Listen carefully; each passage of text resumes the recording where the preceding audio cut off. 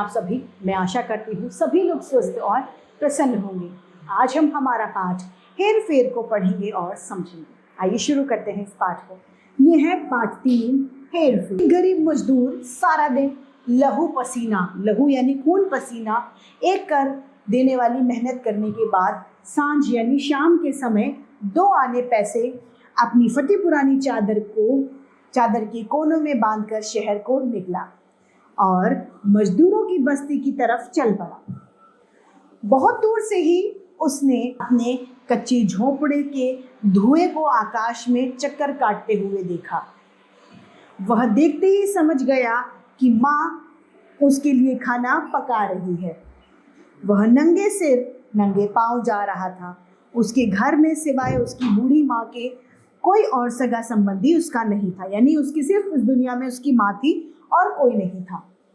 उसके घर में सिवाय एक चूल्हे और 2 बर्तनों के कोई साज सम्मान न था, यानी उसके अलावा उसके पास कोई और सामान भी नहीं था।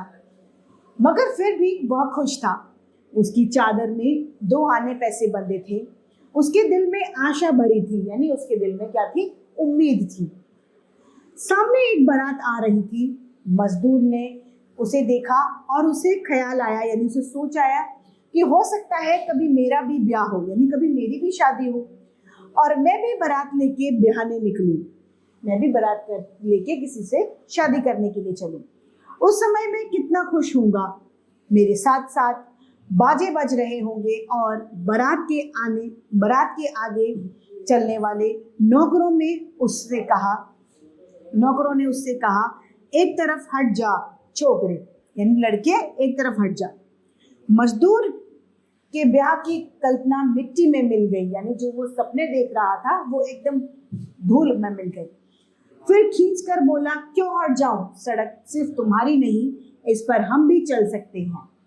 बारात वालों ने उसे पीटा, उसकी चादर फाड़ दी और उसे उठाकर सड़क के किनारे झाड़ियों में फेंक दिया। बारात चली गई। बारात के बाजों का शोर धीरे धीरे दूर जाकर शहर के प्रकाश में एकदम गायब हो गया। शहर में उजाला हुआ और वहां पर गायब हो गया। अब वहां अकेला मजदूर था। उसकी चारों तरफ रात का सन्नाटा यानी शांति थी।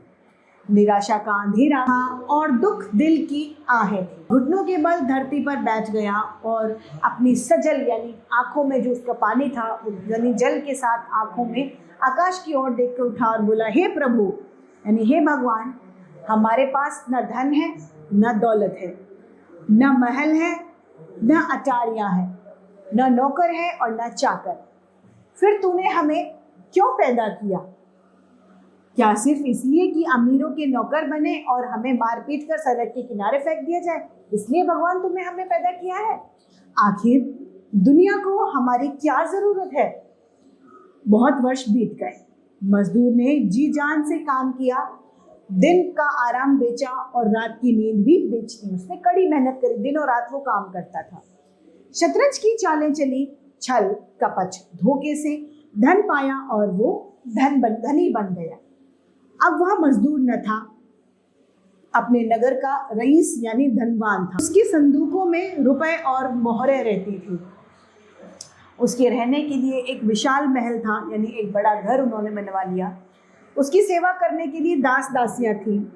उसकी सवारी को घोड़े और पालकियां भी थी और लोग उसके सामने सिर झुकाकर आते थे। एक दिन सांझ यानी शाम के समय वह पालकी पर सवार अपने घर लौट रहा था। अचानक उसकी पालकी रुक गई। उसने पूछा, क्या है? नौकर बोला, सरकार, मजदूरों की बारात आ रही है। धनी कहता है, उन्हें कहो एक और हट जाएं। नौकर कहते हैं, वे कहते हैं सड़क सिर्फ तुम्हारे लिए नहीं है, इस पर हम भी चल सकते हैं।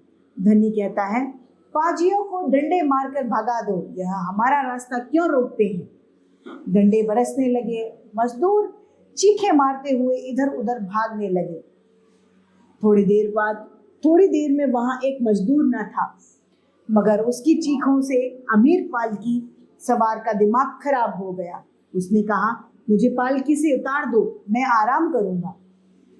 नौकरों ने सड़क के किनारे गलीचा यानी नीचे जमीन पर जो कालीन होती है उसे गलीचा होता है, गलीचा बिछा दिया अपने मालिक को आराम से बैठा दिया। धनी को ऐसा मालूम हुआ जैसे वह यहाँ कभी पहले भी बैठ चुका है, शायद कई वर्ष पहले, शायद किसी पिछले जन्म में। इस समय उसका शरीर अपनी पोशाक में गर्म था। उसके सामने उसके नौकर हाथ बांधे खड़े थे और शहर में उसके राजसी महल के द्वार यानी गेट उसके लिए खुला था। वह नरम गलीचे पर पालती मारकर बैठ गया और अपनी आंखें आकाश की ओर उठाकर बोला, हे प्रभु, इन अभागे मजदूरों के पास न धन है, न दौलत, न महल, न अटारियां, न नौकर, न चाकर, फिर तूने इन्हें पैदा ही क्यों किया? क्या सिर्फ इसलिए कि हम लोगों के रास्ते में आ खड़े हों और हमारा समय नष्ट करें? आखिर दुनिया को इनकी जरूरत ही क्या है? इस पाठ के रचयिता हैं सुदर्शन। इसी के साथ ये पाठ समाप्त होता है। मैं उम्मीद करती हूँ सभी को समझ में आया होगा। आज के लिए इतना ही, फिर मिलते हैं। धन्यवाद।